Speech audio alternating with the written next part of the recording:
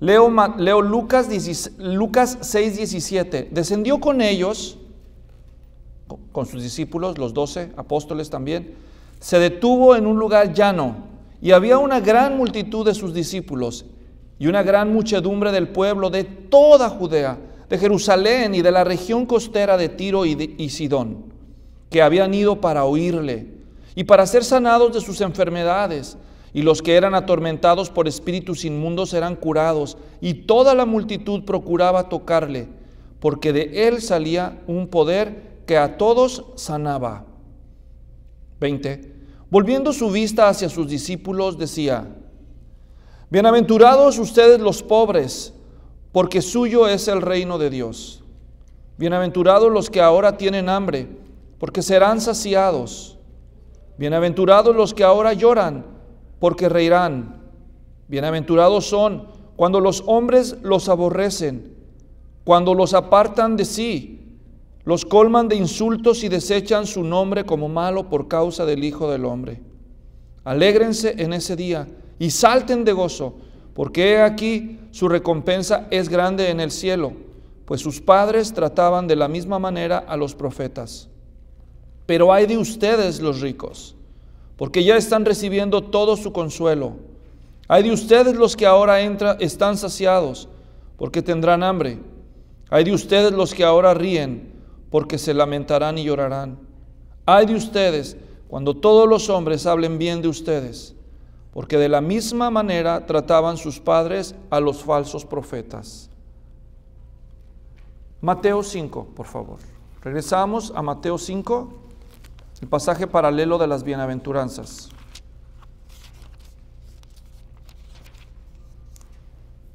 Mateo 5, versículos 1 al 12.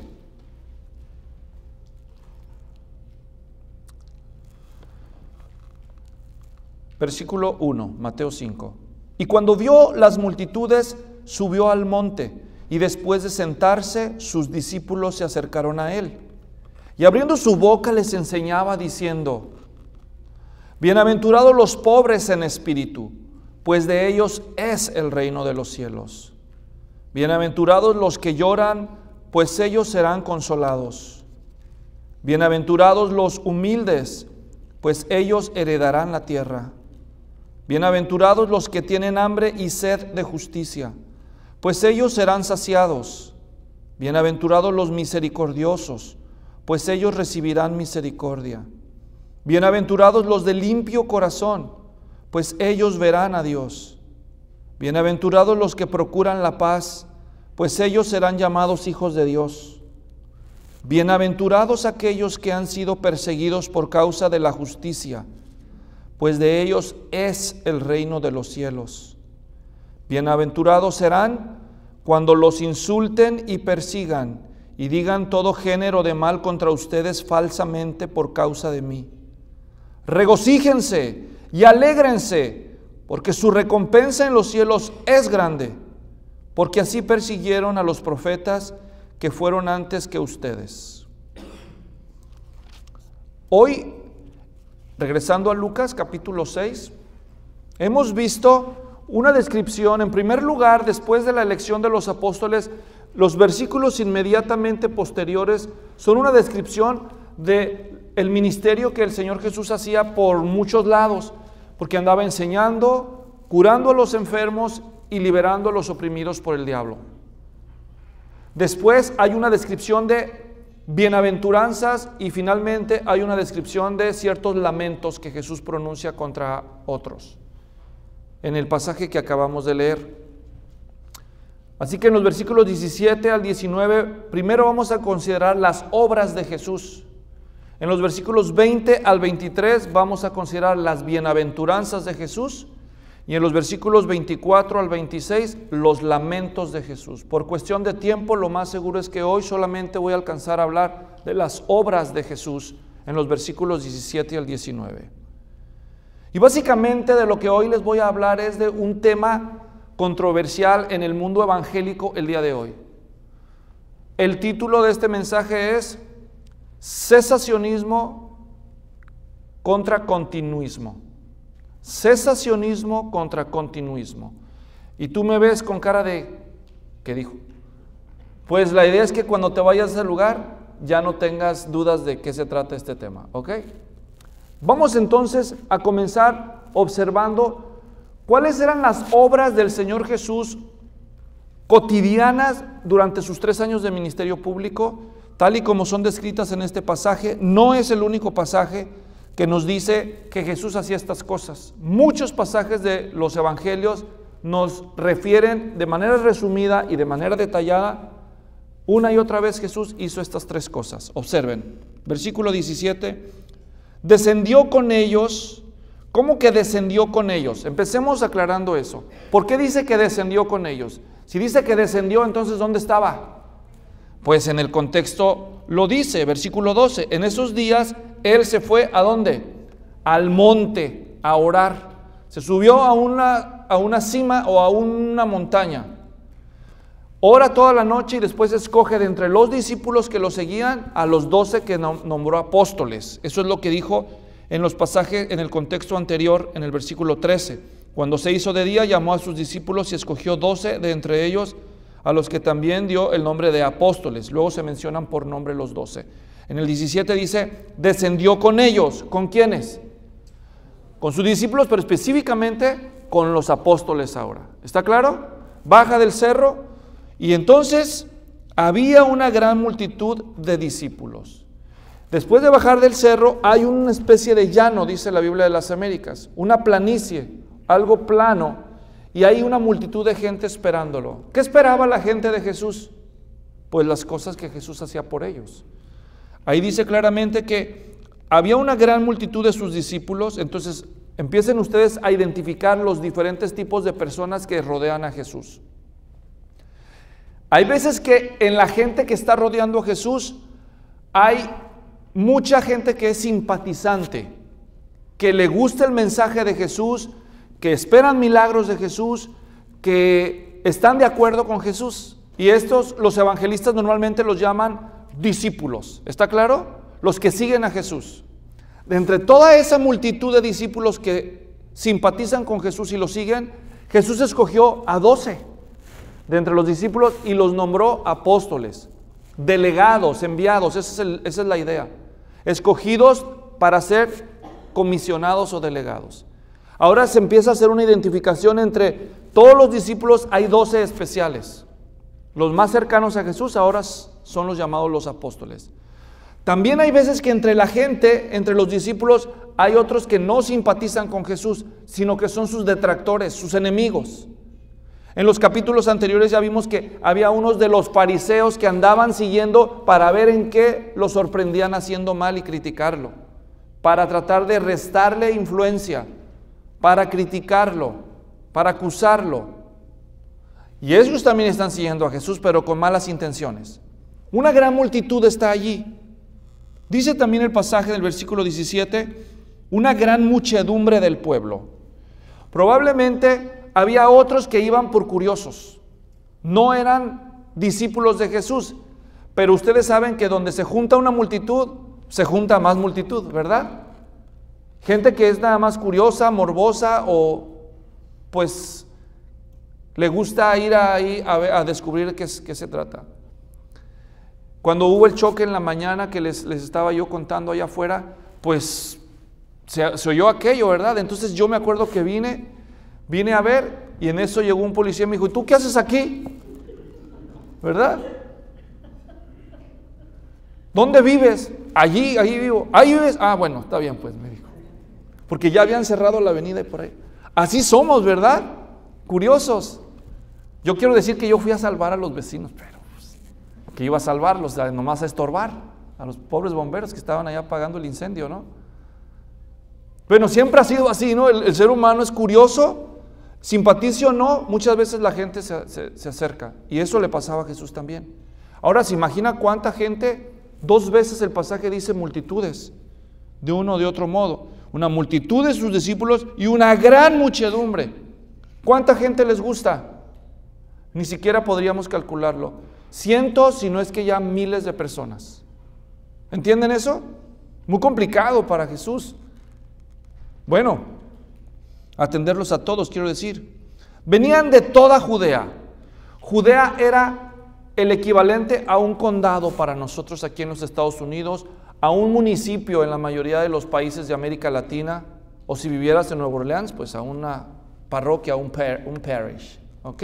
Es decir, toda una extensión donde había muchas ciudades. La ciudad capital del país de Israel era Jerusalén y estaba en el territorio de Judea.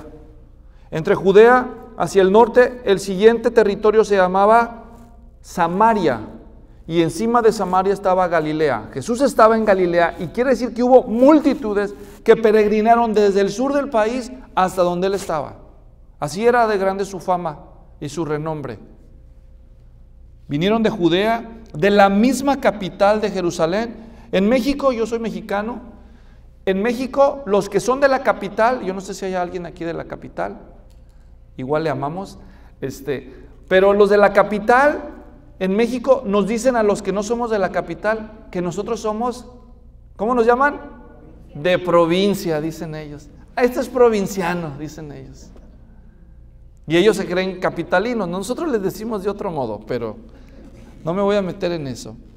¿Qué estoy diciendo? Que para que alguien de la capital fuera al pueblo, tenía que ser muy grande el fenómeno, el evento, para que eso sucediera. Porque normalmente ocurre lo contrario. ¿Entienden lo que digo? De los pueblos van a las ciudades grandes a oír las celebridades y a las personalidades que están allí. Pero en este caso fue al revés. La gente fue de la capital misma hasta allá porque este hombre ha ganado mucho prestigio. Dice que no solo venían del país, sino que de la región costera de Tiro y Sidón. El país de Israel tenía costa. Si tú vieras el mapa de Israel desde arriba, te darías cuenta que hacia el lado occidental todo el país está acariciado por las costas del mar Mediterráneo. Y en la frontera del país hacia el norte, el país que está ya afuera de los límites territoriales de Israel, tenía los dos puertos más cercanos, eran el puerto de Tiro y de Sidón. Es decir, que estamos hablando que la fama de Jesús ya cruzó fronteras. Ya vino gente del otro país vecino, de los puertos más importantes, a verlo y escucharlo también. Jesús es muy famoso. 18. Habían ido número 1, ¿para qué fueron? Para oírle. ¿Para oír qué? Para oír sus enseñanzas.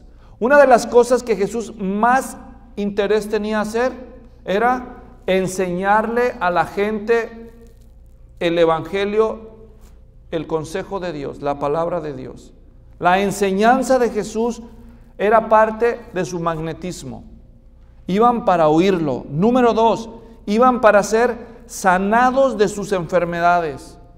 Iban con la esperanza de encontrar alivio a alguno de los azotes que los tenían sufriendo probablemente de por vida. Imagínense vivir en una generación donde no existe la anestesia, donde no existe los dentistas, donde no existe ni siquiera lo más esencial de lo que tú conoces como profilaxis o higiene. La gente no sabía de eso.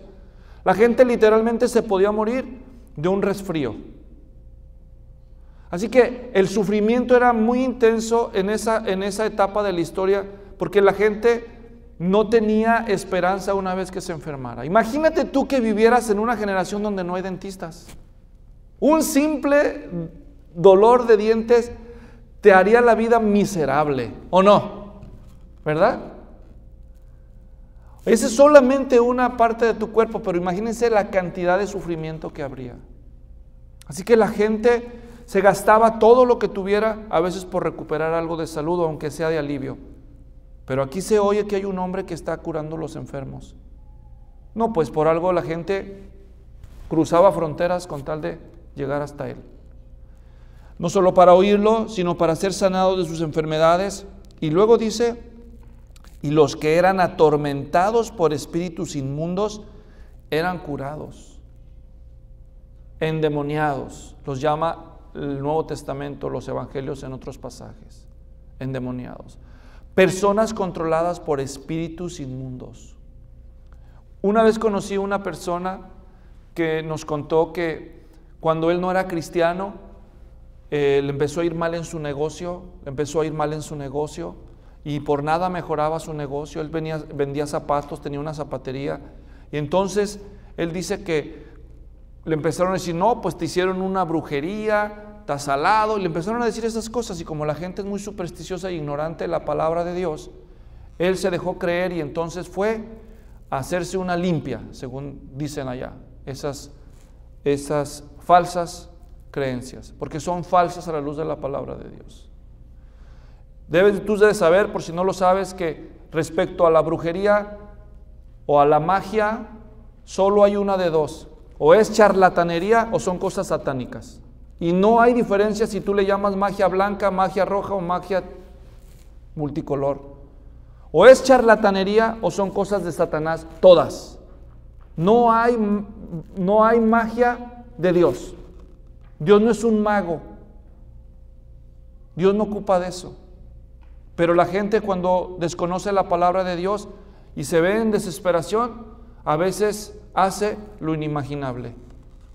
Entonces mucha gente sin saber le abre puertas al enemigo y hasta los demonios pueden invadir. Así, en la ignorancia, este hombre fue a hacerse una limpia con un curandero, un brujo, para que le fuera bien en su negocio, en su zapatería. Y dice que él no se dio cuenta, pero ese día que se hizo eso, un espíritu entró en su vida, en su cuerpo, y él no lo sabía. Él dice que él nos contó a mí y a otros estudiantes de la escuela bíblica que él de pronto se empezaba a dar cuenta que estaba en un lugar y luego como que se le iba a la memoria y de pronto se descubría que ya estaba en otro lugar y que ya había pasado mucho rato y no sabía cómo llegó allá ni qué había hecho en ese rato, en esas lagunas. Dice que él se dio cuenta que tenía un demonio adentro hasta una noche que, como a eso de la madrugada, se descubrió que él se acostó a dormir y cuando él se dio cuenta estaba sentado en la mesa de su casa escribiendo con la mano izquierda, y él no era zurdo, y estaba escribiendo una carta y él no controlaba la mano. Dijo, y ahí es cuando yo sentí esta fuerza dentro de mí que me estaba controlando el cuerpo. Las personas se burlan de estas cosas, pero la Biblia habla de ellas. Ni todo es demonios y tampoco podemos decir que los demonios no existen.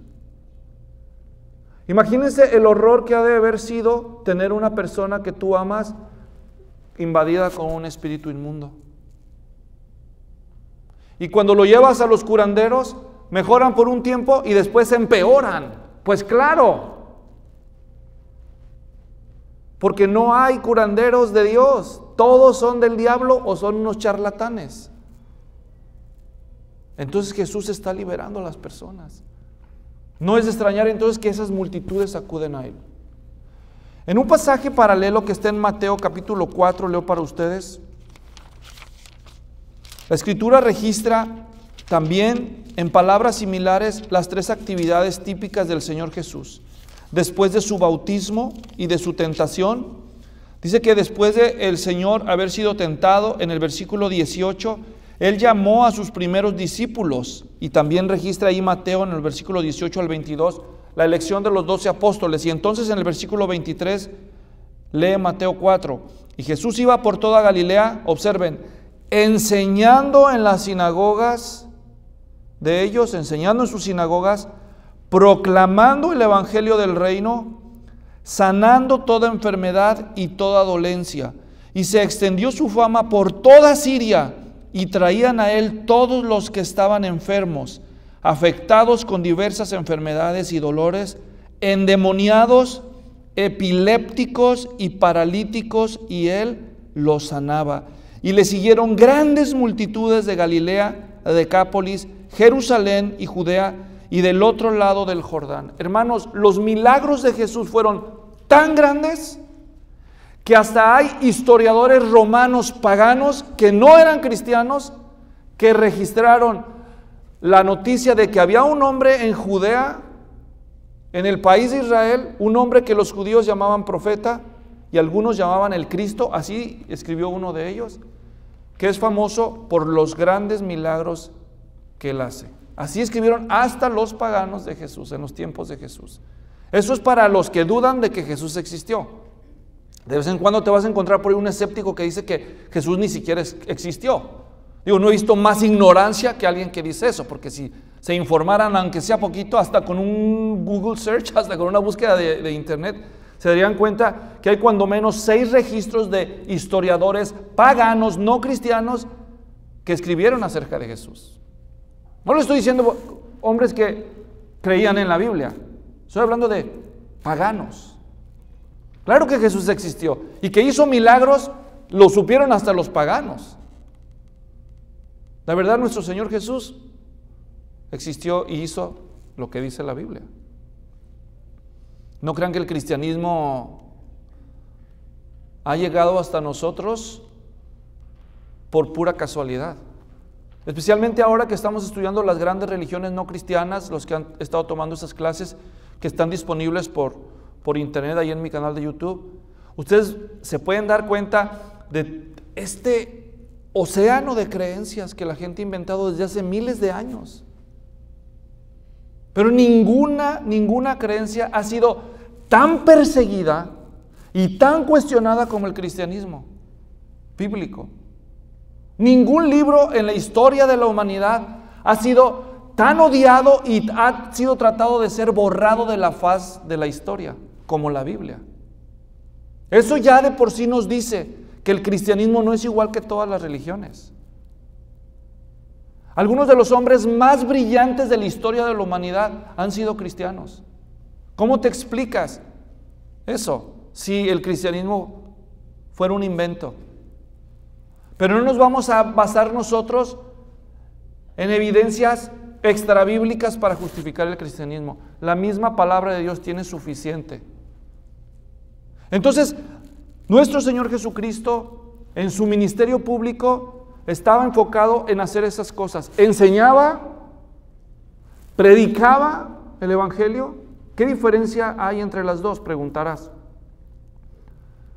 La enseñanza abarca la impartición de la verdad en todo tipo de formatos.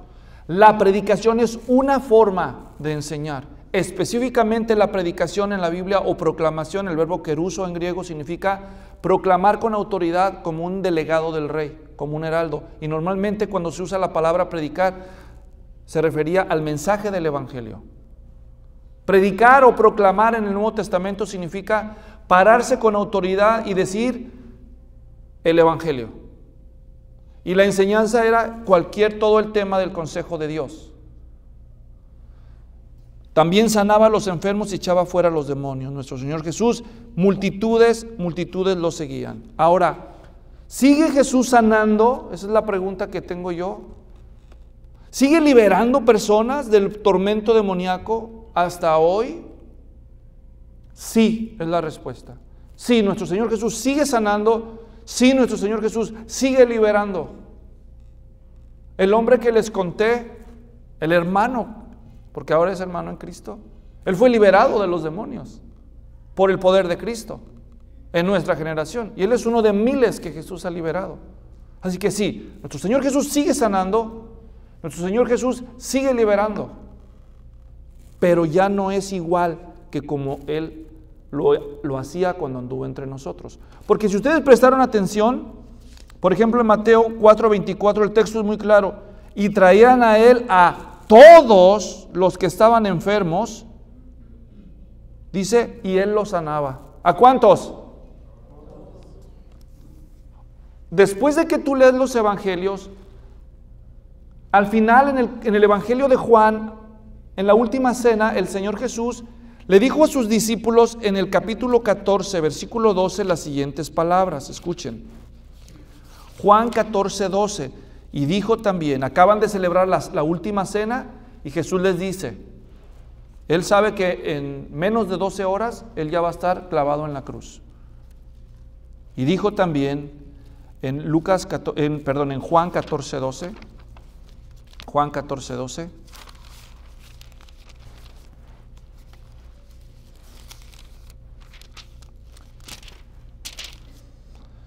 en verdad les digo, el que cree en mí, las obras que yo hago, él las hará también.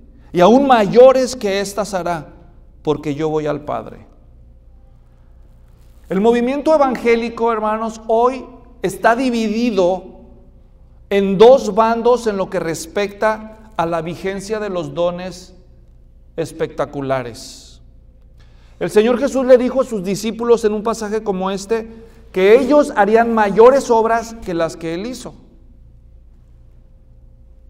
Entonces, estas palabras han sido interpretadas por muchos como que Jesús les estaba garantizando a sus discípulos que tendrían la facultad de hacer milagros, no solamente iguales a los milagros que el Señor Jesús hizo, sino aún superiores a los obrados por Él. Cuando tú vas al libro de los Hechos y ves lo que Dios hizo a través de los apóstoles, entiendes de qué estaba hablando Jesús. Cuando el Señor Jesús anduvo en la tierra, a pesar de que lo siguieron multitudes de personas, cuando los romanos y los judíos confabularon para ir en contra de Él, ¿cuántos de esas multitudes le quedaron a Jesús? ¿Cuántos, incluso los apóstoles, qué hicieron ante el arresto del Señor? Se desertaron, ¿verdad? Uno de lejos, Juan, y las mujeres, María la madre de Jesús y otras mujeres, los únicos que estuvieron ahí al pie de la cruz. Y todos los demás de las multitudes, ¿dónde quedaron? Se fueron. Pero cuando entramos al libro de los Hechos y los apóstoles junto con los discípulos reciben el Espíritu Santo, vemos cómo el Señor los usa para que multitudes se convirtieran en cristianos y soportaran la persecución sin desertar. Y el Señor usa a través de los apóstoles el nombre de Jesús para sanar a muchos y obrar grandes milagros. Todo eso está en el libro de los Hechos. Así que sí, el Espíritu Santo en la vida de los primeros discípulos hizo grandes cosas impresionantes, como las que se vieron en los días del Señor Jesús. Cuando tú pasas del libro de los Hechos y empiezas a leer las cartas, descubres que en las cartas los apóstoles explican que Dios ahora a través del Espíritu Santo estaba repartiendo dones. Entiéndanse, destrezas, habilidades. Que a los cristianos Dios le da diferentes tipos de habilidades para que se sirvan unos a otros y se edifiquen unos a otros. Y entre esas destrezas que Dios ha dado a su iglesia, había dones espectaculares. ¿Qué son los dones espectaculares? Mejor escúchenlo ustedes. En 1 Corintios 12, por ejemplo, versículos 28 al 30. Leo. Dice 1 Corintios 12, 28. Y en la iglesia Dios ha designado primeramente apóstoles, en segundo lugar profetas, en tercer lugar maestros, luego milagros, después dones de sanidad, ayudas, administraciones, diversas clases de lenguas. ¿Acaso son todos apóstoles? Esta es una pregunta. Es una pregunta que le hace a los corintios. ¿Acaso son todos apóstoles? ¿Cuál sería la respuesta? No. ¿Cuántos apóstoles hubo? 12, ¿verdad?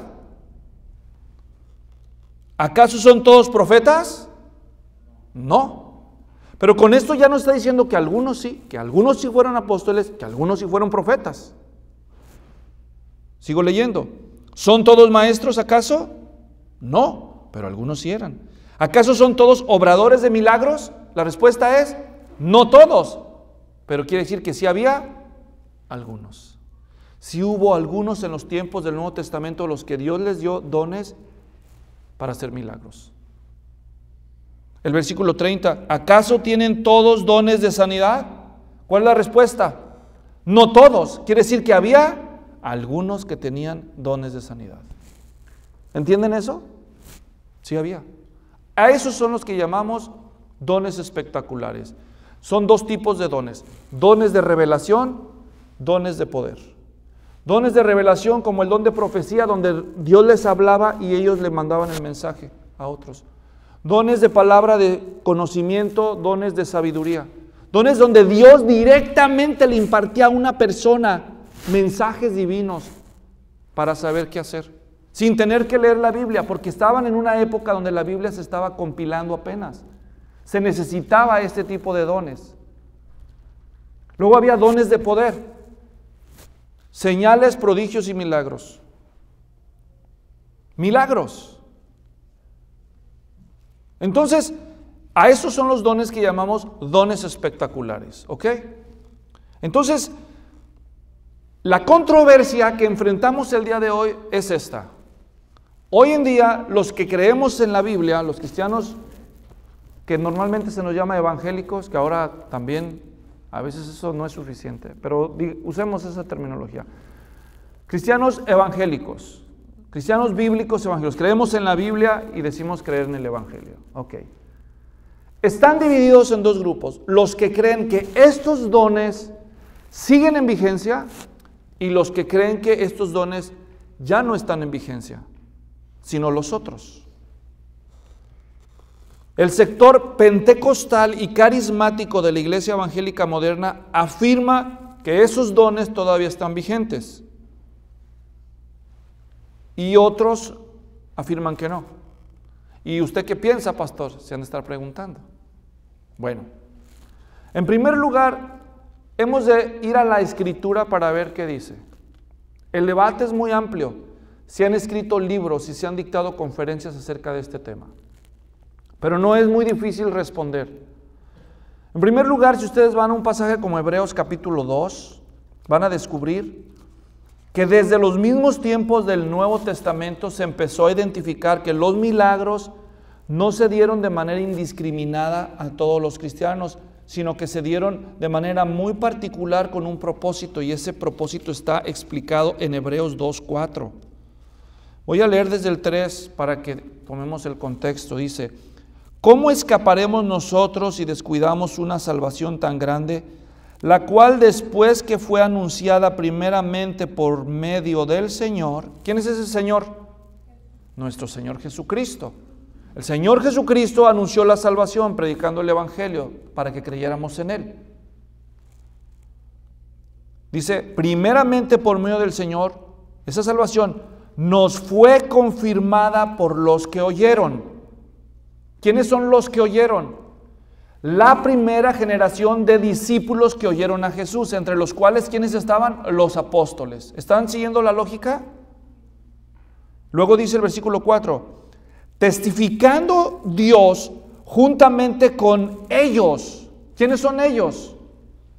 Los apóstoles, los cristianos de la primera generación. Con esto, por cierto, entre paréntesis, el autor de los Hebreos nos dice que no es un apóstol él.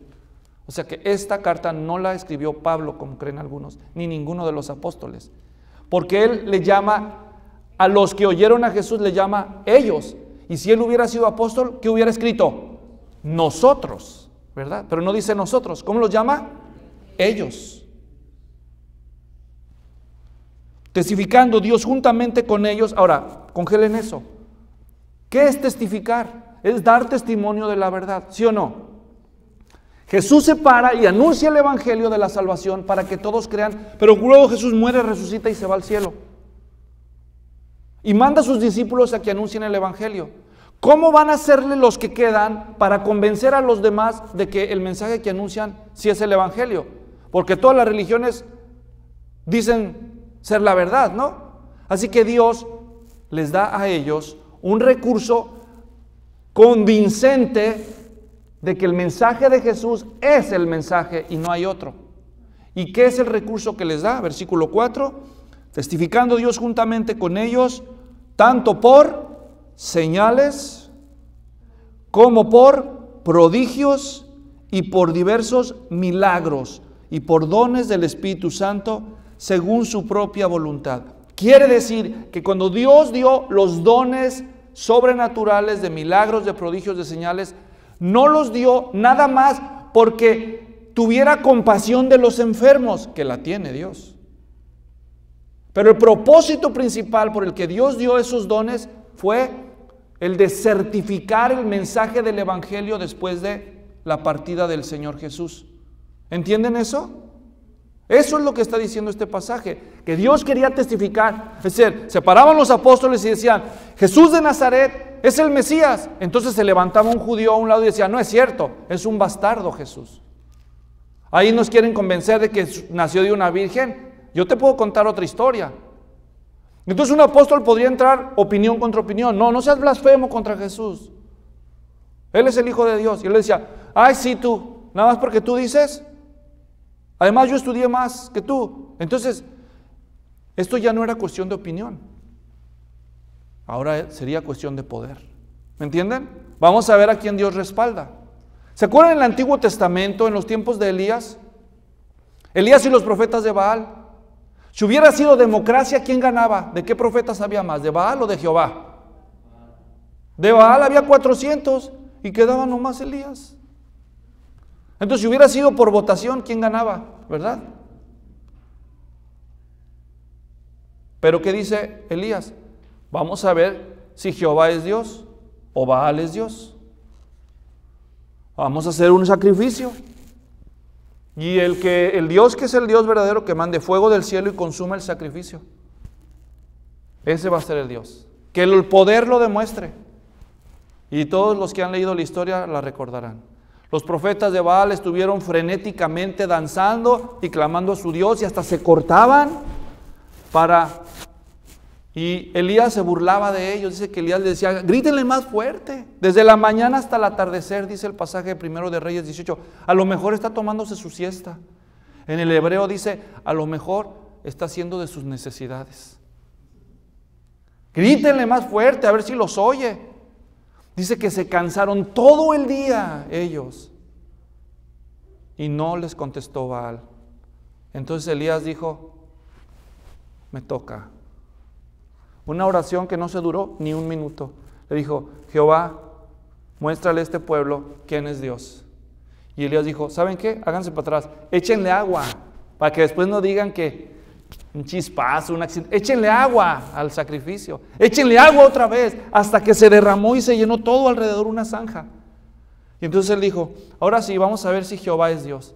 Con el Señor, muéstrale a este pueblo quién eres tú. Y dice que vino una flama desde el cielo que consumió el sacrificio y lo dejó en cenizas y que lamió la llama hasta el agua y dejó todo requemado alrededor. Una obra así. Y todo el pueblo se postró y dijo, Jehová es Dios. Y el humilde Elías dijo, arréstenme estos 400 y los mandó degollar. No que los mandó, él mismo los degolló. El poder. En una época en que el paganismo se había infiltrado al país de Israel. Ahora Jesús aparece, dice, yo soy el Mesías, el Hijo de Dios, se va al cielo, manda a sus discípulos y ahora ellos solo tienen el mensaje del Evangelio y el testimonio de Dios por medio de señales, prodigios y milagros. Pero esa generación ya pasó. Hoy en día en el movimiento carismático se insiste mucho en que todos estos dones todavía están vigentes. Pero aún ellos mismos, los carismáticos, que dicen en la vigencia de estos dones está actual, ellos mismos reconocen que los que llaman hoy en día dones de profecía, dones de sanidad, dones de poder, no se igualan ni siquiera se comparan a lo que nuestro Señor Jesús y sus apóstoles hicieron. Si de veras estuvieran vigentes estos dones, ¿por qué no llevamos a alguno de los sanadores, de los que dicen tener el don de sanidad? Yo he ido a varias de sus cruzadas a lo largo de mis 30 y tantos años que tengo de ser cristiano, hermanos. ¿Por qué no van a un hospital? ¿Por qué no oran por los enfermos? ¿Por qué seleccionan a cuáles enfermos sí y a cuáles no? ¿Por qué en el frenesí de la campaña de sanidad pasan a las personas enfrente para decir, sí, yo recibí la sanidad de mi dolencia, están emocionados, pero cuando los reporteros los van y los buscan a la semana o a las 2 semanas, ya están de regreso en la silla de ruedas o en el hospital y hasta peor? ¿No obra Dios milagros? Claro que Dios obra milagros, pero no es cierto que son igual. Cuando Jesús sanaba, hermanos, fíjense 2 cualidades de las sanidades de nuestro Señor Jesús. Número 1, sanaba a todos, no discriminaba. Número 2, sanaba de inmediato. Nada de que recibe por fe tu milagro. Decláralo, síguelo declarando. Amén, amén. Ya te vas a ir mejorando. Las sanidades de Cristo no eran así, hermanos, eran inmediatas, eran a todos. Claro que se oyen de muchos milagros auténticos en sectores carismáticos y pentecostales. Quiera Dios que muchas de esas sanidades sean auténticas, pero eso no es porque ellos tengan atributos especiales. Es a pesar de los abusos que ellos hacen. Porque muchos de ellos cobran, para colmo. Pedro le dijo a Simón el mago en Hechos 8, tu dinero perezca contigo porque pensaste que el don de Dios se compra con dinero. Y hoy en día prendes la televisión cristiana y te dicen, mande su siembra, asegure su milagro. ¿Saben qué están haciendo esos? Vendiendo milagros. Es una vergüenza eso. Imagínense, un pobre, ¿qué esperanzas tiene de un milagro? No tiene. Ese no es el Jesús que vemos en los evangelios. Así que, claro que creemos en los milagros. Miren, para terminar por cuestión de tiempo, si ustedes leyeran, por ejemplo, 1 de Timoteo, capítulo 5, versículo 23, Pablo, que Dios usó hasta para levantar muertos.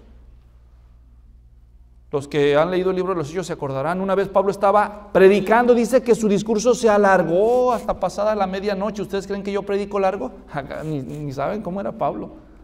Que su discurso se alargó hasta pasar la medianoche. Dice que allá el hermano que estaba en la ventana, en el segundo piso, se quedó dormido, por aquellos que les gusta dormirse en el sermón. ¿Okay? Hoy no vino, pastor, no digan nombres. Okay. Y se cayó, dice que se cayó, ¡paz! Y se muere el hermano.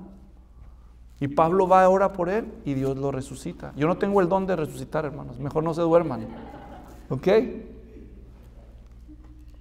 Esos son los milagros que Dios hizo a través de ellos. Pero el mismo Pablo, cuando los años pasaron, le escribe a Timoteo, 1 Timoteo 5:23, le dice, usa un poco de vino por causa de tus múltiples enfermedades en el estómago. ¿Qué pasó, Pablo, con el don de sanidad? ¿Qué pasó con Epafrodito? Filipenses 2. Pablo escribe y dice que Epafrodito se enfermó tan gravemente que él se angustió de que podía perder la vida. ¿Dónde están las oraciones de Pablo para sanarlo? Todo esto nos enseña que ni aún los apóstoles sanaban indiscriminadamente, que Dios les ponía límites, porque hay algo más grande que los milagros. Hay algo más grande y más importante que los milagros. ¿Saben qué es? La soberanía de Dios. Satanás llega con Jesús y le dice, si eres el Hijo de Dios, di que las piedras se conviertan en pan. ¿Y qué le dijo Jesús? Sí soy el Hijo de Dios, vas a ver ahorita, diablo. Más. ¿Y ahí dejó ver la unción Jesús?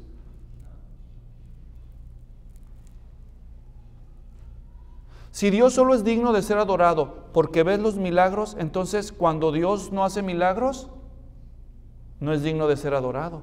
Pero ¿sabes qué le enseña Jesús a Satanás? Mi Padre no tiene que hacer nada para que yo lo honre. Recibiremos del Señor las bendiciones y lo malo no lo recibiremos, dijo el otro. Entonces, claro que creemos en milagros, claro que oramos por milagros, pero Dios es soberano todavía. Y hay veces que se glorifica a través de un milagro y otra vez se glorifica a través de la fe de un fiel al que Dios nos sana. Yo les conté, una vez fui a orar ahí por una señora, aquí en Tracy. Estaba muy enferma, me llevé un aceite que tenía yo, oré por ella, la ungí y se curó. Y como a los 6 meses me llaman, pastor, mi mamá se volvió a enfermar, dice que si puede venir. Está bien, voy, pero que no se le olvide el aceitito. Eso me mandó decir. ¿Qué pensaba ella? ¿Ven? Está bien, no se me olvida. Fui, la ungí con aceite, hermanos. Ya algunos de ustedes saben la historia. Se murió. Ahí traje el aceite, por cierto, si alguien se lo ofrece. Ahí hacemos oraciones al final. Hermanos, Dios es soberano. A todos nos gusta escuchar los testimonios esos poderosos de que Dios hizo un milagro y de que Dios nos usó. Pero el otro lado de la moneda, ¿verdad? Claro que nos da alegría que Dios ayudó a nuestra hermana a recuperarse del accidente, pero ¿por qué Dios tenía que permitir que un tráiler se le encimara al carro? ¿No era mejor impedir que se le subiera al carro el tráiler? Debemos tener mucho cuidado con esas cosas. Dios es soberano, hermanos. Él es poderoso y Dios nos incentiva. ¿Qué entonces? ¿Cómo termino yo este mensaje, hermanos? Miren, el Evangelio se escribió para que todos entendamos que Jesús es el Hijo de Dios. Él es el Hijo de Dios. Él es nuestra esperanza. A Él debemos acudir con toda confianza en busca de un milagro, de una sanidad, de una liberación. Claro que sí, pero también debemos confiar en Él, aunque no nos conceda el milagro. Debemos creer en Él. Lean los evangelios y van a ver, la primera prioridad de Jesús siempre fue enseñar primero. Enseñar. Y lo otro, certificaba quién era Él. Al fin de cuentas, lo mandaron a la cruz. ¿Y todos los milagros? ¿Alguien de ustedes sabe por qué crucificaron a Jesús? ¿Por lo que hizo o por lo que dijo? ¿Alguien de ustedes sabe? ¿Por qué lo crucificaron? Por lo que dijo. Porque Él decía que era el Hijo de Dios y que fuera de Él no había salvación. Los mismos judíos que lo crucificaron le dijeron: no te apedreamos por lo que haces, porque tú, siendo hombre, dices que Dios es tu Padre, haciéndote igual a Dios. Juan 5. Por eso.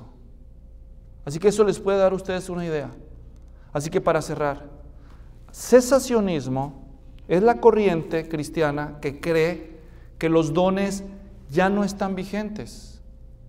Pero sí creemos que Dios sigue obrando, pero que esos milagros que Dios hace no dependen de un hombre o de una mujer que los imparta, sino que dependen de la soberana respuesta de Dios a la oración, de cualquiera de sus santos, y muchas veces de los que no saben que Dios los va a usar. Mientras que el continuismo es esa postura que insiste de que todos los dones están vigentes y que algunos tienen esos dones y que Dios va a obrar siempre a través de ese don. Creemos que hay dones vigentes, pero creemos que la evidencia palpable que vemos hoy en día no sigue el modelo del Nuevo Testamento. Por lo tanto, aunque digan hoy en algunos grupos, por ejemplo, que hay profetas, no se apegan al modelo bíblico de la profecía. Deberían tener mucho cuidado esas personas. Podrían profetizar en falso, o lo hacen. Muchos milagros he atestiguado yo que Dios ha hecho. Y muchos de esos milagros Dios obró sin que la persona supiera que Dios estaba obrando. Termino con algunos ejemplos. Teníamos una reunión de oración los jueves en la noche en una de las iglesias que he fundado a lo largo de mi vida. Y venía gente y traían personas a la oración y orábamos por cualquier necesidad. Y un día, después de un tiempo, llega esta mujer y me da una carpeta. Yo no sé ni qué le hice, a lo mejor va a estar en un archivo ahí. Me da una carpeta. Me dice: Pastor Luis, quiero darle esto. Me da una carpeta y traía una niña con ella. Me dijo: hace como 2 meses vine y hicieron oración. Yo ni me acordaba, hermanos. La verdad, sinceramente, yo ni me acordaba. Aquí estuvimos, ustedes oraron por la niña. Es que orábamos por mucha gente en ese tiempo. Dijo: mire, aquí está, se las traje. Y me da una carpeta con unos documentos del IMSS, del Instituto Mexicano del Seguro Social, donde decía que la niña tenía leucemia comprobada y tenía poco tiempo de vida. Y después de que oramos, la llevaron a los estudios y ya no tenía nada. Estaba limpia y le dieron un papel, le dijeron: no tiene nada, no sé qué hicieron, pues lo que hicieron les funcionó, no tiene nada.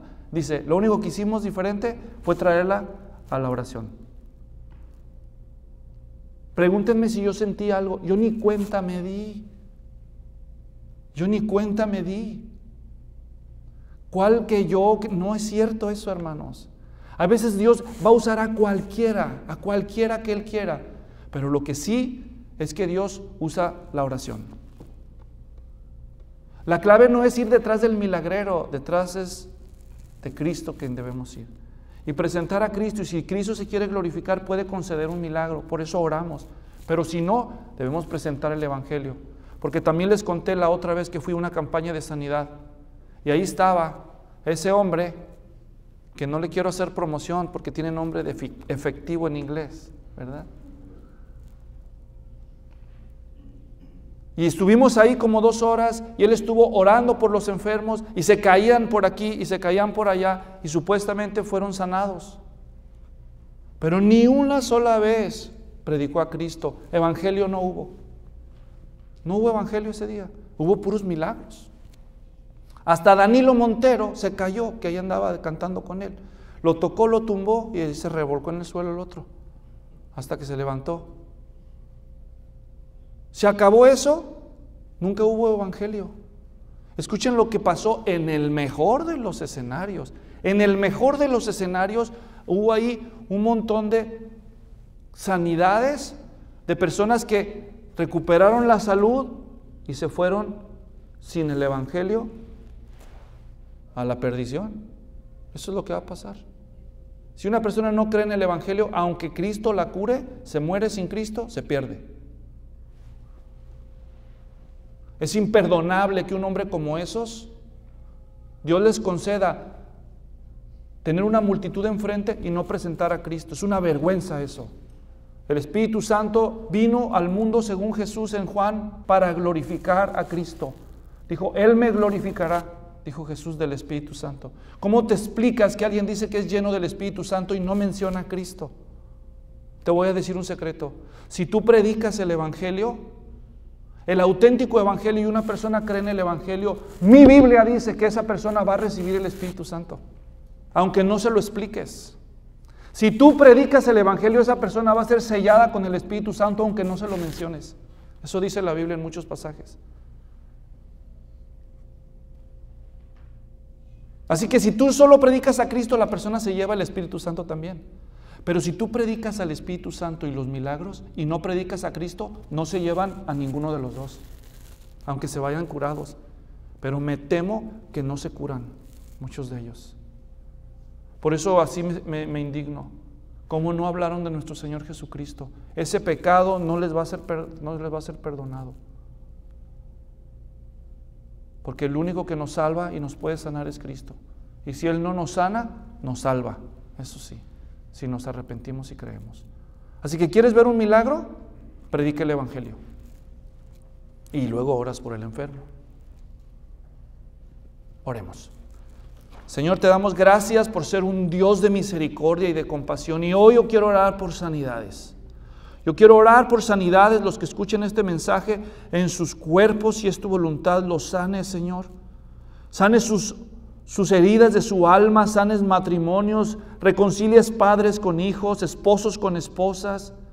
Conceda sanidad emocional, Señor, liberes a los que sufren tormentos por el diablo. Pero yo sé que tu evangelio es nuestra esperanza para todos. Y si el mismo Señor Jesús, tu Hijo, dijo, pero no se haga mi voluntad sino la tuya, nosotros debemos aprender a decir igual. Porque al fin de cuentas se trata de ti, de que tú seas glorificado y no de que yo sea sanado. Señor, yo sé que eres más misericordioso, bondadoso y compasivo que ninguno de nosotros y que todos nosotros juntos. Pero también tú eres Dios, tú eres soberano. Concédenos ser un pueblo maduro, un pueblo fiel que anuncia a Cristo y su evangelio, que en lugar de aspirar a que la gente venga en pos de nosotros por un milagro, que la gente vaya a Cristo a recibir el perdón de sus pecados primero. Eso sí, Señor. Si tú nos usas para eso, podremos estar contentos y decir como el Señor Jesús enseñó, siervos inútiles somos, porque hicimos lo que deberíamos de hacer. Gracias por obrar tus milagros, mi Señor. Y gracias por habernos dado a tu Hijo Jesucristo, Padre. Bendice a tu pueblo a medida que se despiden y úsanos, Señor, para llevar las buenas nuevas. En el nombre de Jesús, amén.